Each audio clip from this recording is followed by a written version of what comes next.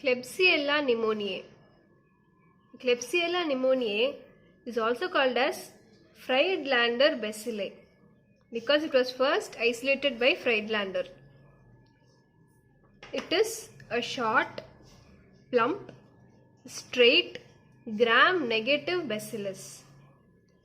It is non-motile, capsulated, and it is a facultative anaerobe. So Klebsiella pneumoniae is called Friedlander's bacilli. It is a gram-negative bacillus which is non-motile, capsulated, and facultative anaerobe. Culture characteristics of Klebsiella pneumoniae. On nutrient agar, it grows well and produces large dome-shaped mucoid colonies. In McConkey agar, it produces lactose fermenting pink color colonies. So Klebsiella pneumoniae is lactose fermenting bacteria which produces pink colored colonies on the McConkey agar. Biochemical reactions. It shows IMVIC test indole negative, methyl red negative, VP test positive, and citrate utilization positive. Only VP and citrate utilization are positive. Sugar fermentation, glucose, lactose, sucrose, and mannitol. These are fermented with acid and with abundant gas production. So IMVIC tests are negative, negative, positive, and positive. All the four sugars are fermented with the production of acid and also with abundant gas. Pathogenicity of Klebsiella pneumoniae. This is the second most popular member of aerobic bacterial flora present in the human intestine.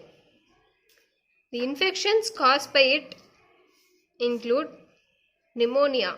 As the name suggests, it causes pneumonia. It also causes urinary tract infection, septicemia, severe pyogenic infections, that is pus forming infections, and very rarely it can even cause diarrhea. The pneumonia produced due to Klebsiella infection, it is a serious disease and it has high case fatality, it is high death rate. The pneumonia caused due to Klebsiella pneumoniae is most common in middle-aged or older persons with risk factors. The risk factors include factors like alcoholism and diabetes mellitus. There is massive mucoid inflammatory exudate in one or more lobes of the lung. So in case of pneumonia due to Klebsiella infection, there is massive mucoid inflammatory exudate present in the lung. There is necrosis and abscess formation which is more frequent with Klebsiella pneumoniae causing pneumonia. The necrosis and abscess formation are more common, and the most common serotypes causing are serotype 1, 2 and 3. Klebsiella pneumoniae also causes catheter associated urinary tract infection, CAUTI. Catheter associated urinary tract infection. Most of the strains of Klebsiella pneumoniae are resistant to antibiotics.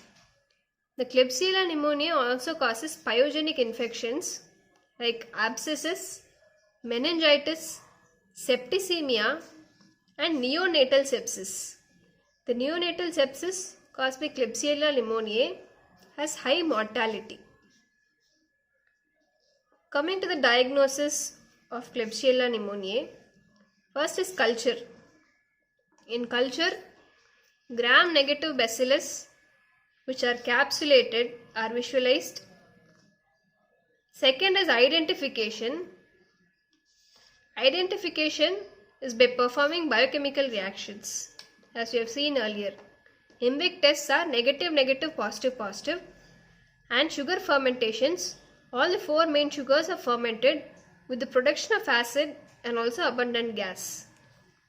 Third is antibiotic sensitivity Antibiotic sensitivity must be done. It is compulsory because many strains are resistant to antibiotics.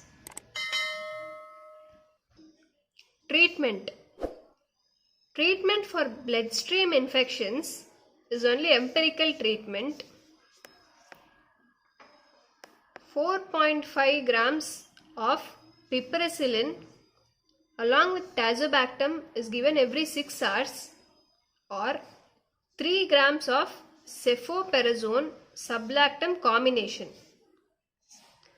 is given every 12 hours, or aminoglycoside, for example amikacin, is given 20 mg per kg per day.